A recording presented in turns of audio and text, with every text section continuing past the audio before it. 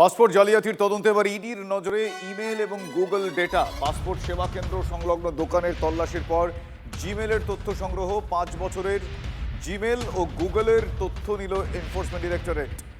খর্দায় তল্লাশির পরে ব্যবসায়ীর জিমেলের তথ্য সংগ্রহ করছে ইডি। আমার সহকর্মী সুজয় পাল এই মুহূর্তে আমার সঙ্গে টেলিফোন লাইনে রয়েছেন। সুজয়, আমি জানতে চাইবো যে ইডি আধিকারিকরা মূলত এই জিমেল আইডি এবং তারা গুগলের যাবতীয় যা সার্চিং ইত্যাদি বিষয়গুলো দেখে কোন কোন বিষয়গুলোর দিকে আলোকপাত করার চেষ্টা করছেন, কি জানা যাচ্ছে?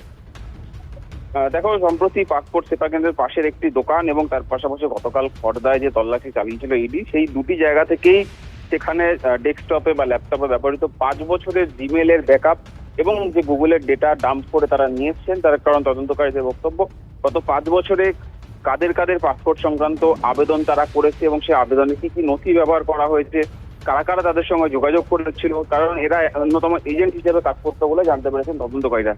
তাই কাদের কাদের তথ্য এবং কাদের কাদের পাসপোর্ট বানিয়ে দেওয়া হয়েছে, কি কি নথির ভিত্তিতে সেটা জানার জন্যই এই গুগলের ডেটা বা জিমেলের ডেটা ব্যাকআপ তারা নিয়েছেন। তার কারণ ইতিমধ্যেই যাদেরকে জিজ্ঞাসাবাদ করা হয়েছে তারা তদন্তে সহযোগিতা করেন এবং সঠিক তথ্য দেয়নি।